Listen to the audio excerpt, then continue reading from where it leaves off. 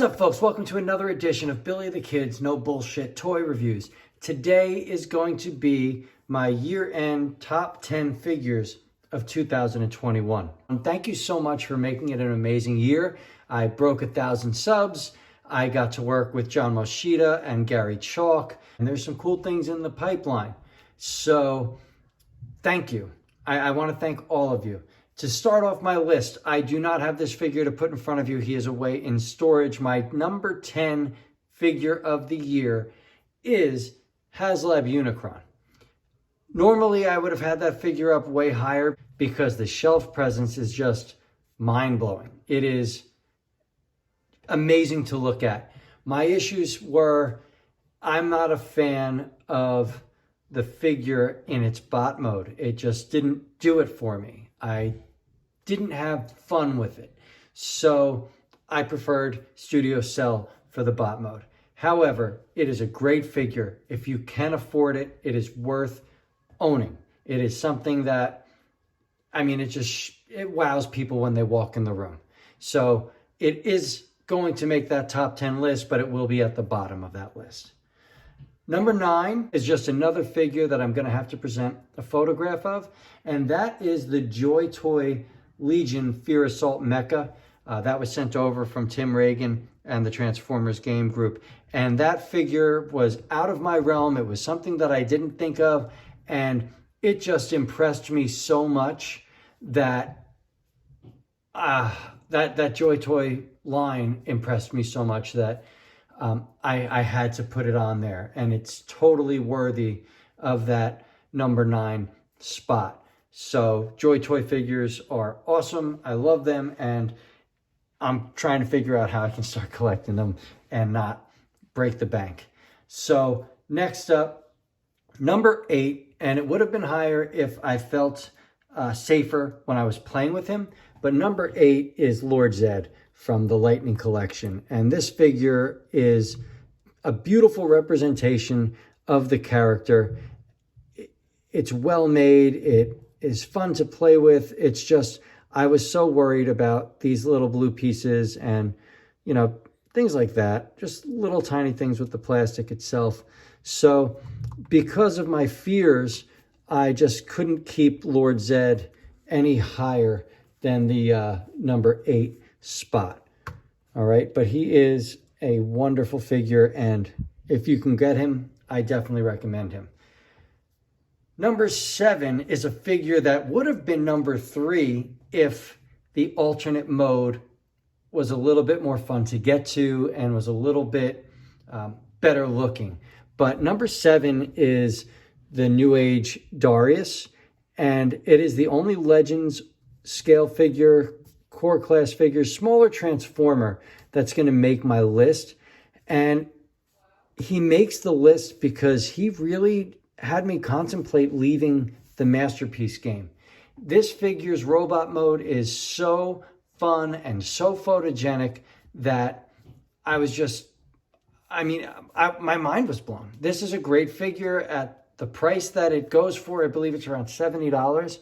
It's worth it. It is posable as hell. It is fun as hell, and it looks great with either Studio One Cell or HasLab's Unicron. It is awesome. He is a great figure, and he is definitely my number 7. I absolutely love him.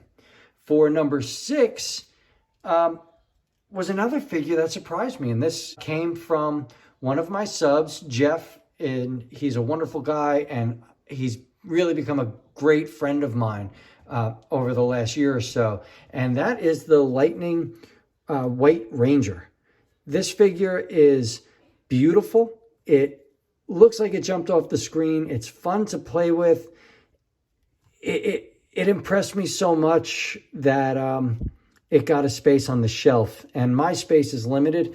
So if anything earns a space on the shelf, it absolutely gets on that top 10 list. So that is a wonderful number 6 in my book.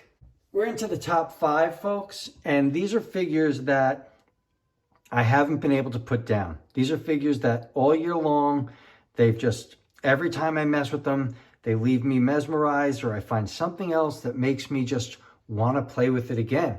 So number 5, we've got Transformers Studio Series Recar. And it is a posable, fun figure that looks great and feels great. He would have been higher, but it's just that Hasbro QC where he's a little loose and things don't tab together as nicely as I'd like them to, but I can't take away from how fun of a figure he is. So he takes that number 5 spot, and I mean, he is just great. I mean, if you can find him, grab him. Good luck though. I know that there are some collectors out there that are army building with him, and I can see why. He's fun, and it's a Junkion. There's tons of Junkions in the cartoon, and you're gonna want tons of Junkions on your shelf. Number 4 is a figure that Hasbro put out that really had me contemplate again my masterpiece collecting, and that is Kingdom Cyclonus. Here's a figure that, I mean, it's got engineering that, I mean, it's up there. It's some of the best engineering that Hasbro's done in years. If it had a better head sculpt, I might even have gone a little higher. But he's a great figure. I love him. I always go back to him. He's fun to transform. He's fun to mess around with. He is a great figure, and he absolutely deserves that number 4 spot. For number 3, I'm going to have to move all these figures over because it is a big figure, and it took me a while to finish the set because this figure came out over a span of almost 2 years, but he did finish in 2021, and he is impressive as all hell. And let's get him in that box, and that is, by the way, look how fucking cool that looks. That is DX9's Menasor. And it is a great figure. It's just done right. It looks like it jumped off the screen, which is what I'm looking for in my masterpiece collection. It holds together fairly well. It's posable as all hell. And it's a great figure. It's a great figure. I prefer this set over any of the other offerings, especially with Vans Toys not showing us the final Menasor. We don't know what it actually looks like. So this guy, absolutely, he is worthy of that number 3 spot. I definitely recommend that set if you can get it. If not, you know, there are options out there. Number 2 and number 1 for me, it was really difficult to make this choice because these are 2 figures that really impressed me. But, you know, I've made my decision, and it really all boils down to, what do I go back to? How often am I messing with it? So number 2 is MP52 Starscreen. He would have been number 1, but I did have QC issues with the ankles, and there's a little bit of paint chipping on both him and Thundercracker. So there's tiny little things that just keep him from being number 1. This is a fantastic figure that is fun to pose, that my copy holds together just fine, okay? I love it. It is really a great figure. It's fun, it's screen accurate, it looks great in the detolf, and it's just a good figure. It is the Starscreen that I go to. It is the Seeker mold that I turn to. I do have Skywarp coming in from the Chosen Prime, so that's going to be a fun figure to review. I look forward to that when it arrives. My number 1 figure of the year. This I had to put a lot of thought into, but I had to think, what figure did I just keep going back to? What do I play with every day with my son? And I mean it. Every single day we play with this figure. Every single day it gets more and more fun. And my figure of the year for 2021 is Kingdom Rodimus Prime. Okay, and I know a lot of people were upset with the Commander class price point, but he did go on sale quite a few times, I believe on Amazon and a few other spots where you could have grabbed him for like 50 or 60 bucks, and it's totally worth it. This figure has so much playability. It's worth that Commander price point. And this is all my opinion. I'm not telling you, who's right, who's wrong. In my belief, in my opinion, in the money that I'm investing in my collecting, Kingdom Rodimus is my favorite figure of 2021. The bot mode is fun. It is imposing. It looks great on the shelf. The trailer has a lot of playability. My son and I will pull out Omega Supreme and Skylynx and all these other characters, and you can connect them and have a total playset. It is just a fun time. So there is so much playability in that figure that he takes the cake. The engineering's there. He's more fun than the Masterpiece version. And he is my absolute favorite figure of 2021. I just keep going back to him. I can't stop going back to him, and I don't see it stopping.